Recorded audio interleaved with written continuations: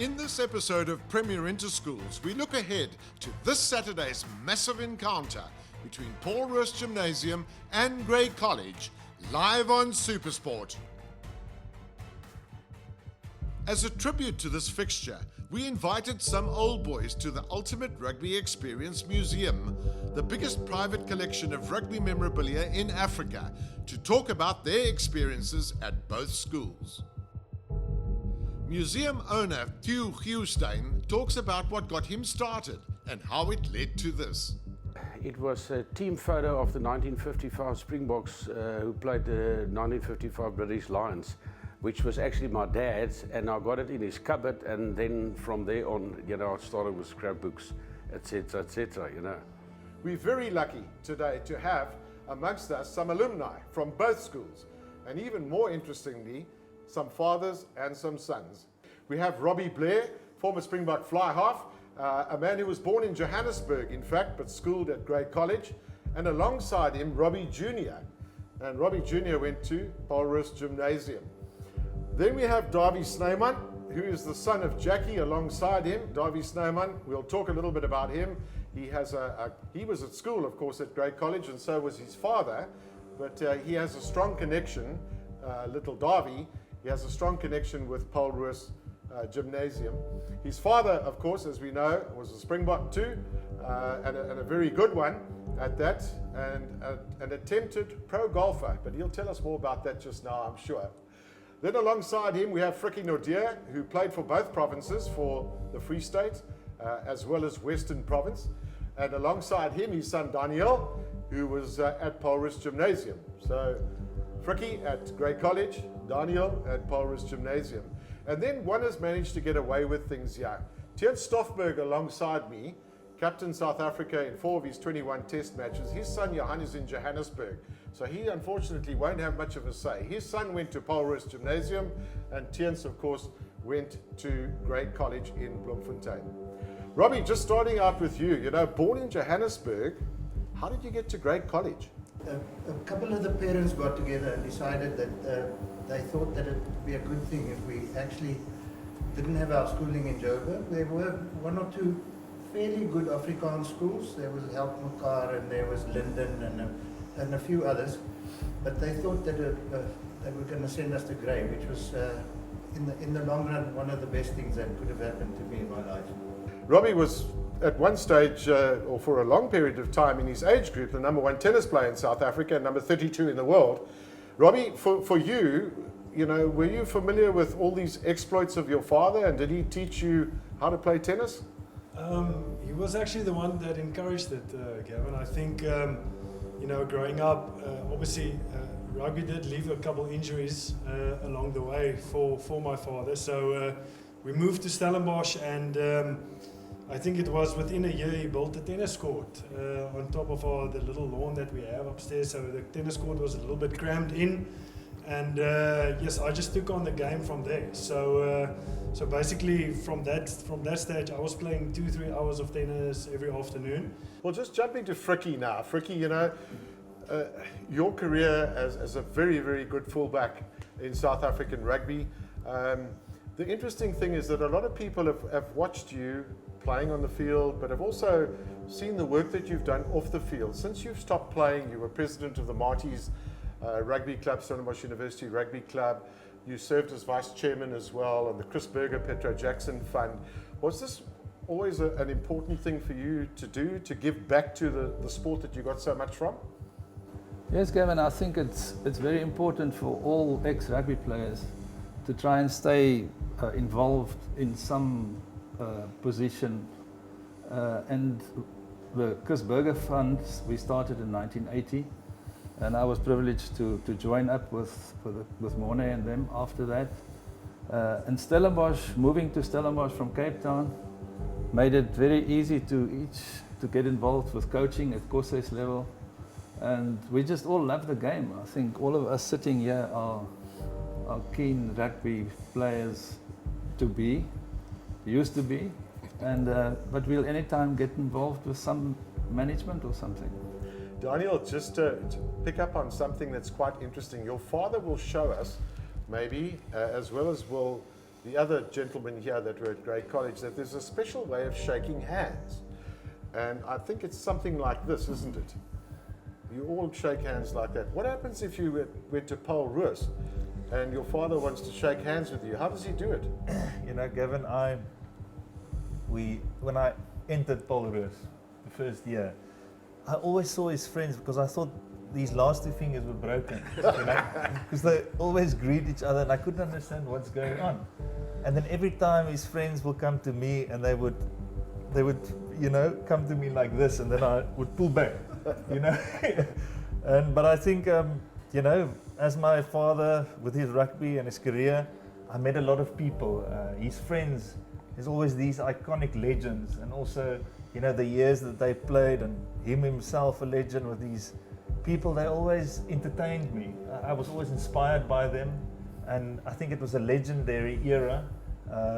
And I think he does a lot for rugby, Chris Berger Fund, and also being in contact with all the rugby players through the years.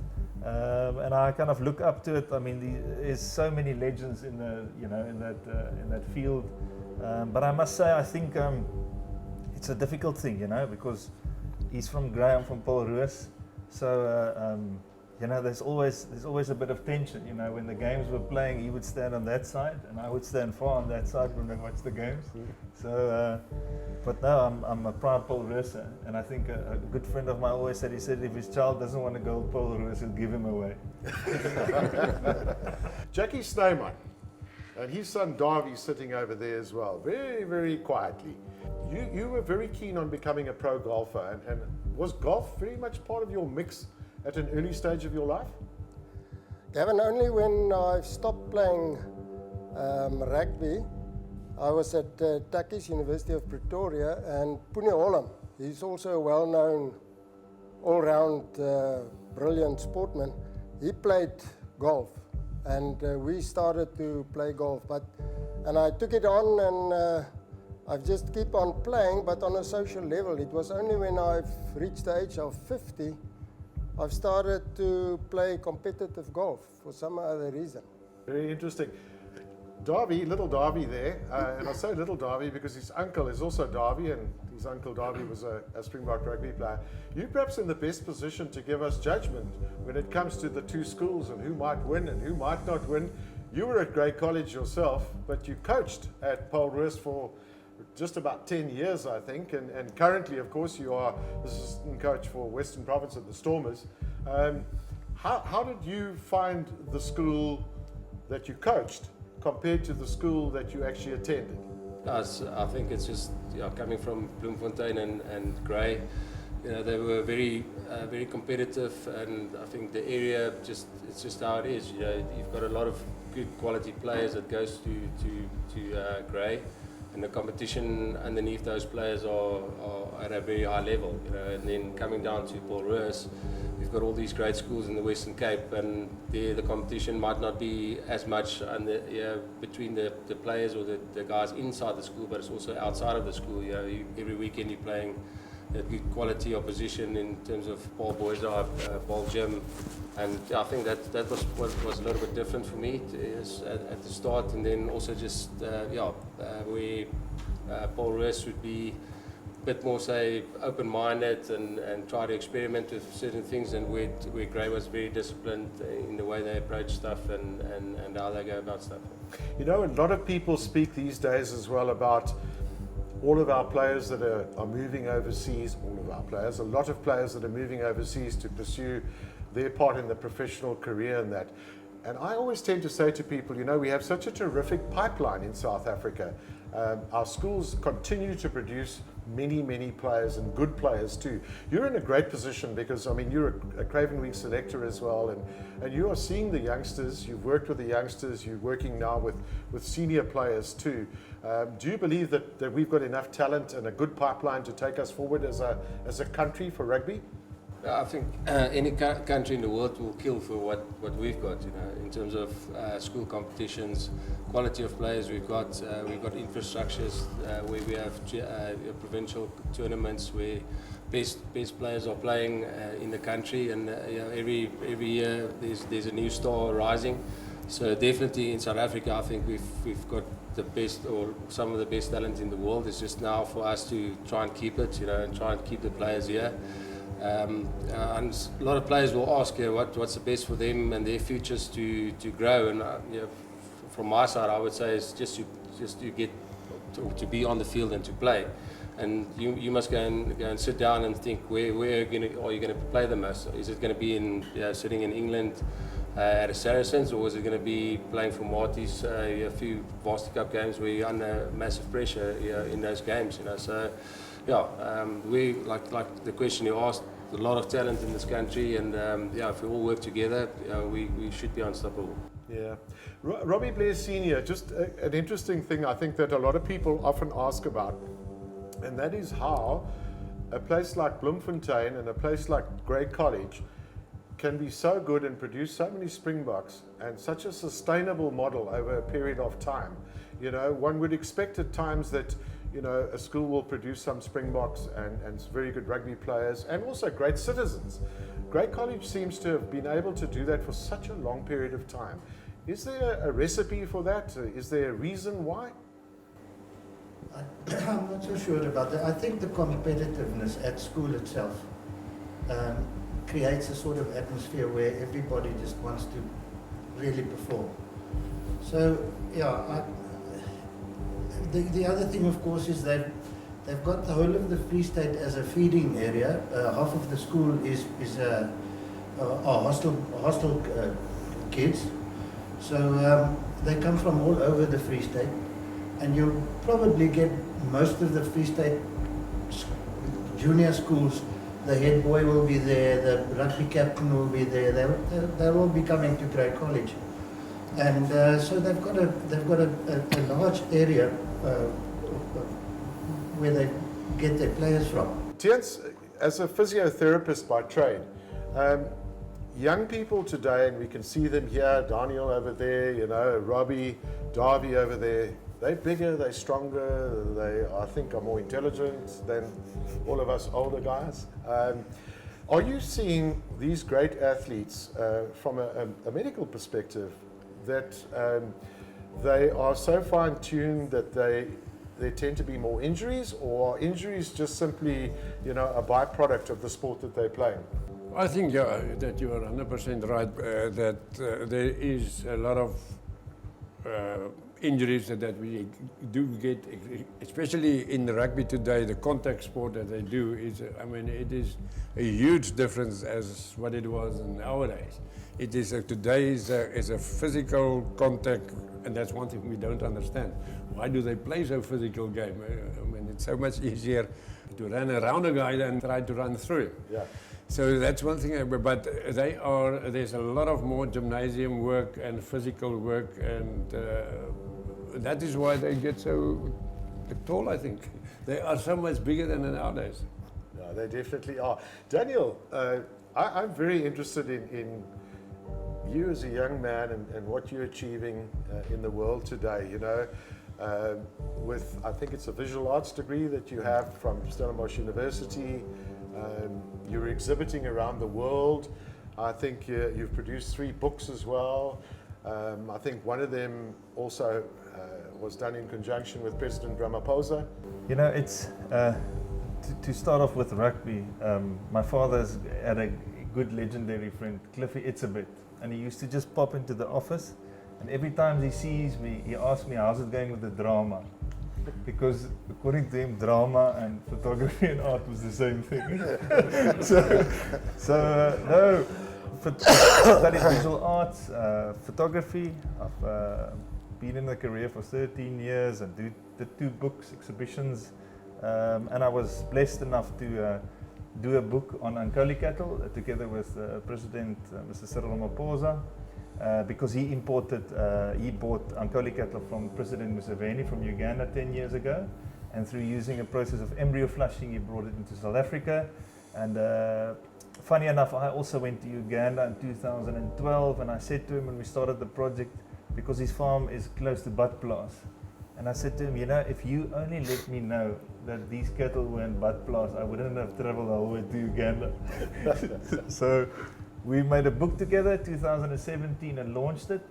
Still welcoming you to introduce Ankoli cattle into South Africa. Yes, and that's a wonderful, majestic, beautiful longhorn African cattle, the first to come to South Africa, yes. Well, congratulations on Thank all you. that too. I think one of the things that we'll find, those of us that were at school some years ago, is that our boys are probably a little bit more intelligent than us. Daniel with a first class pass, I think. No, I struggled with maths. Okay, Yes. well I also struggled with struggled with school. maths, Yeah. but I didn't get a I'm a first class practical child. Darby over there at Grey College was a very, very smart guy too. Robbie Jr. also at Roos. You went across to the University of San Diego, and was that on a tennis scholarship? Obviously, I had the goal of playing professional tennis, but just wanted to get something behind me so that if that plan didn't quite work out, then I have something to fall on. So the degree was also of some importance, but definitely not the main reason why I made the move to the United States. Unfortunately, through my 4 years during my degree, I had a couple injuries that kept me off the court for some time, and then at the end of the day, I had to give up that dream.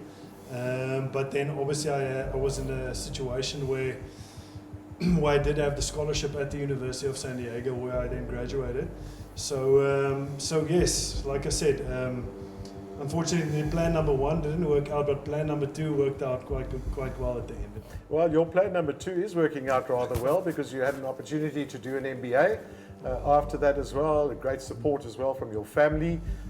And today, in the world of sports marketing, there are many things that you're doing, so there's a lot of gaps for you going forward too, I would well imagine. Fricky, just jumping back to you again, with Grey College. For a lot of people, Grey College are sort of like the benchmark, if you want to call it that, for many reasons, because Bloemfontein is a smaller place, the sustainability of your sport over the years, and that. Did you find at the time when you were at school that Grey College was academically quite strong too, or is it a lot stronger today? We were mixed. I mean, you had the excellent A-class A1s, and Robbie and myself were an A3. And there was an A4 as well. So academics was, at that stage, was not a priority, but we managed to get it. And the sport was, I mean, like rugby, I would like to say, for us, looking back now, where did you make the most friends? I mean, your friends came from your rugby playing days, and it's unbelievable what rugby can do and mean, in unifying and bringing friendships together. And, it doesn't matter which level you're playing. Tiens and myself were just talking earlier on, he was under 15 and we were senior 1970 first team players, and we didn't have a lock for the Saturday. Somebody got injured and Tiens played for us, under 15 player. But he was as big as he is today. Absolutely. But I mean, Not so fat. Grey is special. I can just add, if we're going back here in 1968 when I arrived in Grey College, their school choir just came back from an overseas tour. And I thought, no, I think that's my chance here to get somewhere in life. So I went to our singing teacher, it's called Parabek. And I told Parabek, I also want to sing in a choir because I think that is where I can make my name. And I went for the interview there and I had to sing a little song. And all I have to sing was, Liefling, ek sal op jou wag, jy weet so. And after the third time he said, no, you think I must go and play rugby, definitely not singing for me. So that was the end of my singing career. But it is like he said now, it is so difficult to talk about Grey if you haven't, or talk to somebody that if you haven't been there. It's only when you really been there for a few years and you look back now after 40, 50 years, you realize what Grey really offers you. And it is something so special that it is difficult to talk to somebody else. But we know that it teaches you discipline, it gives you motivation, it is something to aim for. You work in the school, in the classrooms, but you also, on the rugby field, every practice is important, discipline is important. So really, if I look back, I can only say thank you that I've been there. Davy Snyman Jr. Davy, what has been your experience of these encounters, Roos against Grey College? Because you've been on both sides. Well, started off, my first experience was when I was grade 8 and we played Roos down here in Stellenbosch. Obviously coming from Bloemfontein, you just look up at these wonderful mountains, because you don't see it in Bloemfontein. And we've had good encounters that year, and we actually had a good side under 14. At that stage, I was playing for the B side, and I thought, yes, we know a lot about rugby, and we can play the game. And we got a good club here at Makota, and I thought their school actually knows what they're doing, and they could play rugby, And then, I had a few 5 years at school where, playing Roos, and in our final year, it was a very big game here with Skalk Brits playing, and those type of players, and both sides were unbeaten in '99, and us, Grey College, at that stage then managed to win that game with 3 points. So that was phenomenal just to see that those two schools go head to head with each other. And then later on coaching, I was sort of trying to ignore it for a bit, starting at Roos and coaching there, and then once you arrive in Bloemfontein and all your mates don't greet you, then you might not have chosen the right career path. So, but they all understood that. Listen, it was an opportunity for me to start coaching, and it's what I wanted to do. And I must say, competing against Grey was special, because that brought the best out of myself and Roos, and I think that's actually the special part about the two schools is they know if they on the day they're not sharp enough or good enough, the other team will win. So credit to both schools is that they drive each other to become better at rugby and academics and whatever. Daniel, would you agree with that? If you're not sharp that day, you will win, because they are so even out, the both schools. You can never say which one is better than the other one. I think it's two amazing schools. Yeah. A lot of people will agree with that. I presume that Robbie Blair Jr., who's nodding his head, agrees with those sentiments. It's just funny, Davy mentioned that specific game. And I just remember it because, like you said, both teams were unbeaten. And, players like Skalk Brits in there. And I honestly thought Roos was going to pull that one off, and then Grey clinched it at the end. And I think the final score was 27-24 or 29-26.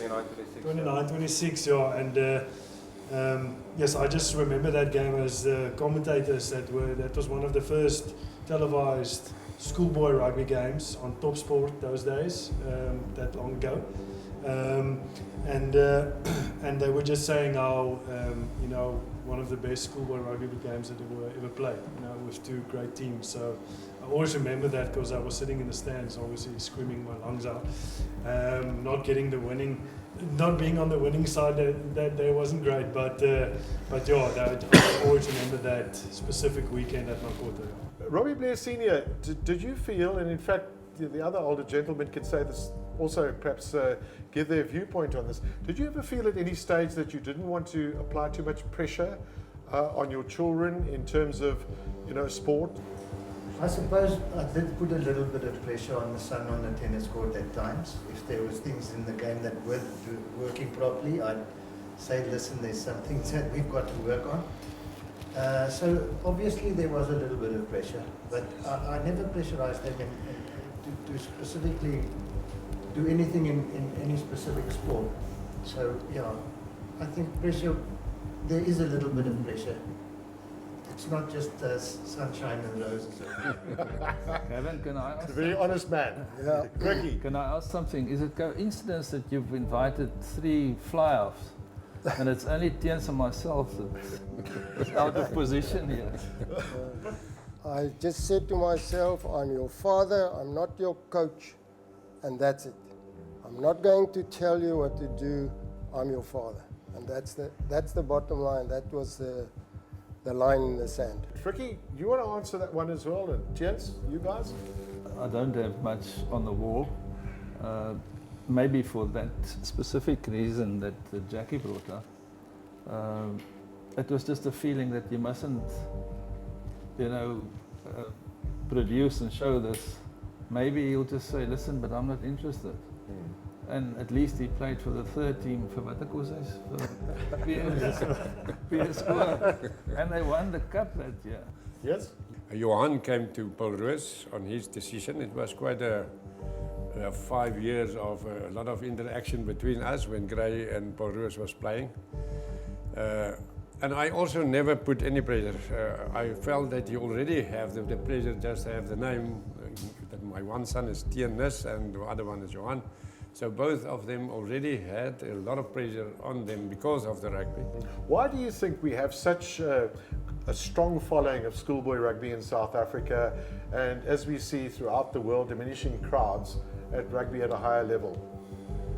I think it's because the schools they've got good traditions, and like we spoke about earlier, the old boys, they still want to be involved, and they're proud of their schools. So if Paul Roos and Gray's playing, all the old boys are phoning each other and getting excited about the game. So and that's one thing we are very lucky to have is to have those traditions and those schools and that support systems. And the nice thing about school rugby, it's still very pure. It's once-off games. It's not for trophies. So there is a winner at the end of the day, but still there's much more to it when the game gets played and afterwards. That's a very mature answer. That Daniel, what did Paul Roos, if you have to look back and say, in a couple of words or a sentence, what did I get out of, and what did I offer Paul Roos? What was special for you at Paul Roos Gymnasium?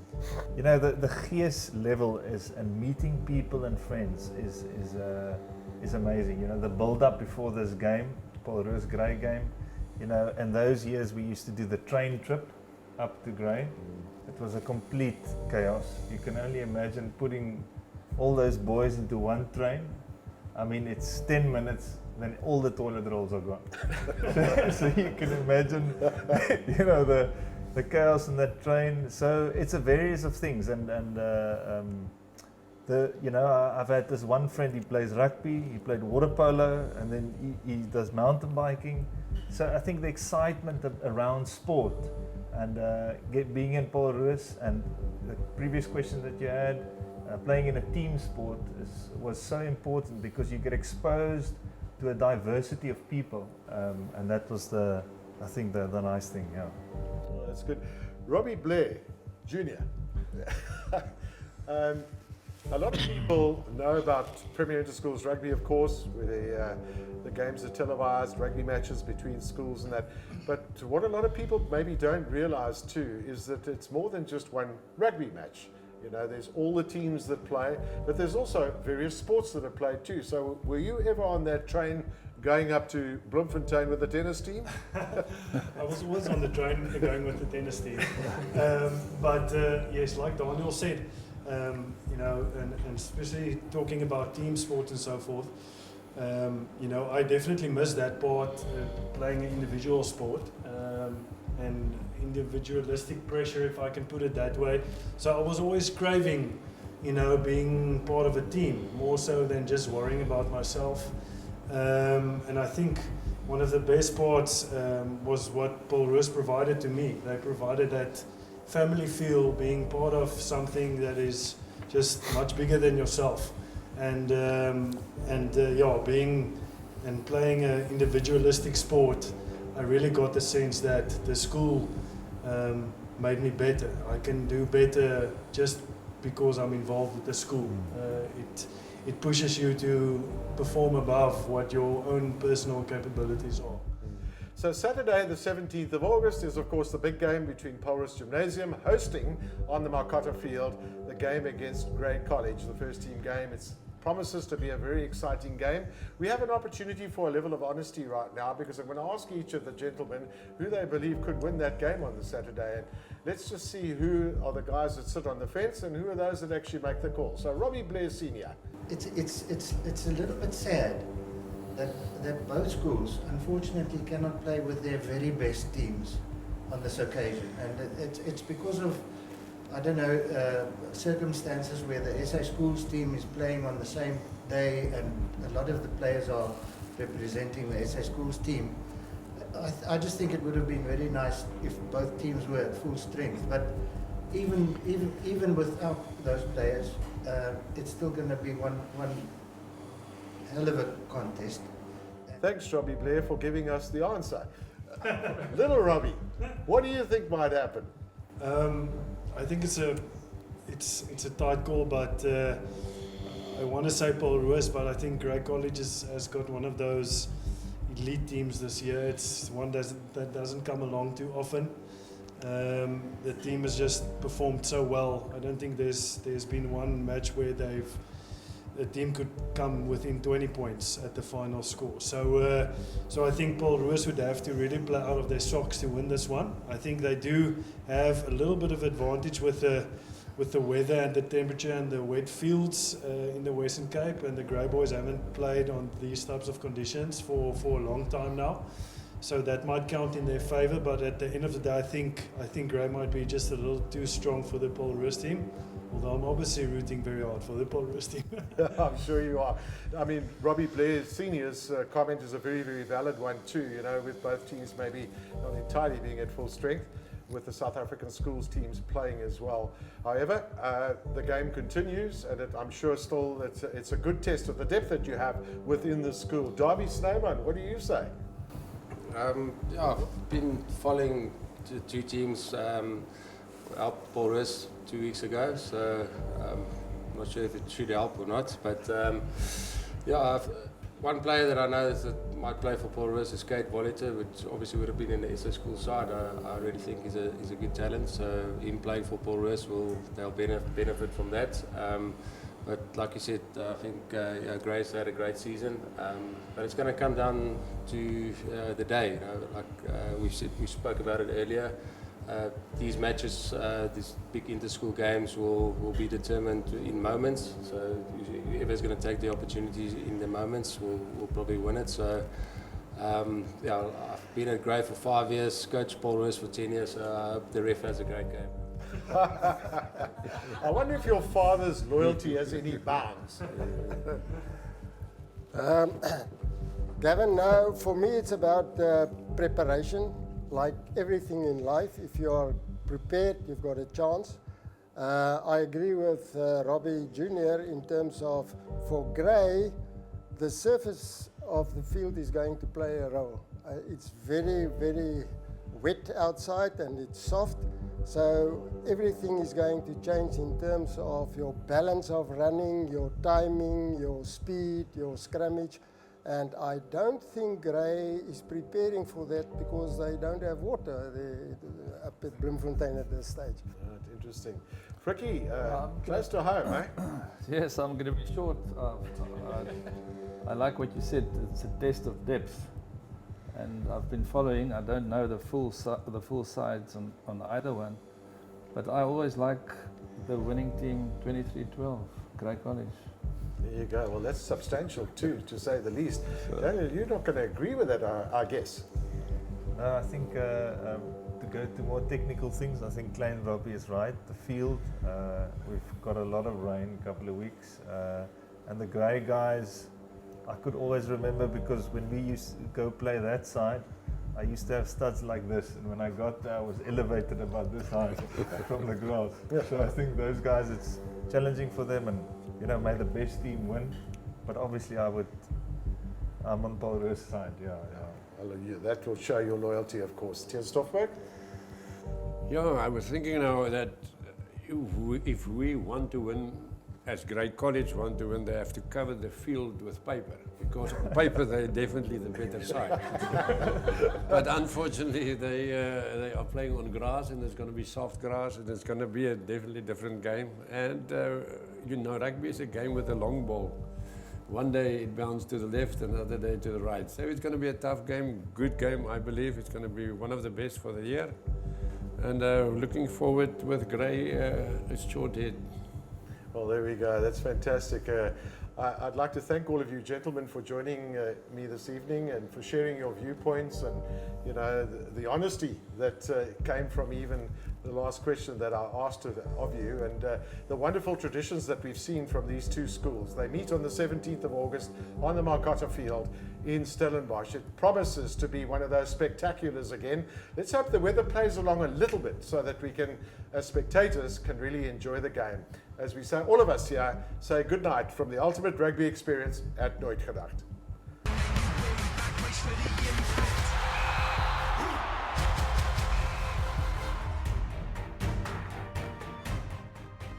Watch Paul Roos versus Grade College in Premier Interschools Rugby this Saturday, live on SuperSport.